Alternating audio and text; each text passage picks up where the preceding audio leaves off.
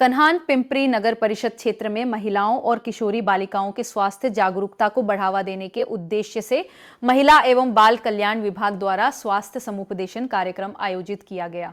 आंगनवाड़ी केंद्र ढिवरपुरा और Pipri sub centre में आयोजित इस कार्यक्रम में बड़ी संख्या में महिलाओं और किशोरियों ने भाग लिया। कार्यक्रम में महिला एवं बाल कल्याण अधिकारी नीलेश तपासे ने महिलाओं को स्वास्थ्य जांच, पोषण, नियमित मेडिकल जांच और विभिन्न सरकारी स्वास्थ्य योजनाओं की जानकारी दी। वहीं डॉक्टर पंकज पोचके ने महिलाओं में बढ़ते कैंसर के खतरे और किशोरी बालिकाओं के लिए कैंसर से बचाव हेतु टीकाकरण की महत्ता पर प्रकाश डाला। कार्यक्रम में महिलाओं को स्वास्थ्य, स्वच्छता और बेहतर जीवन शैली अपनाने के लिए जागरूक किया गया। बड़ी संख्या में स्थानीय जनप्रतिनिधि, स्वास्थ्य कर्मचारी, आशा वर्कर और महिलाएं मौजूद रहीं।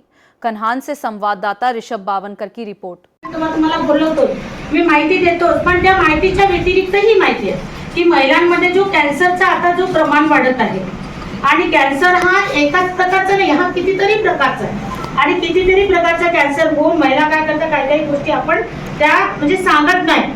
आपल्याला साधी गाठ जरी आली तरी आपल्याला असं वाटते गाठ आली मिळून जाईल म्हणून आपण दुर्लक्ष करतो। ती गाठ जर नाही मिळली 8 दिवस, महिनाभर, 2 महिने, 4 महिने जर आपल्याला वाटलं की त्या गाठीमध्ये वाढ होत आहे आणि ती नाही दबत आहे तर आपण त्याचा उपचार केला पाहिजे। दवाखान्यात जाऊन ती गाठ दाखवली पाहिजे की ही गाठ कशाची आहे, त्याची तपासणी जर केली तर लक्षात येईल की ही गाठ कशाची। ती कॅन्सरची असू शकते असं जरुरी आहे का? नाही, ती कशाची पण असू शकते।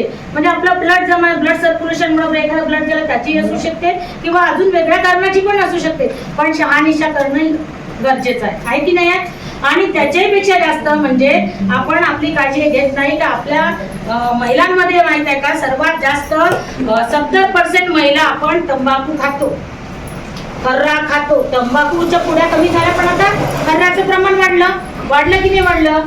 आपण काय म्हणतो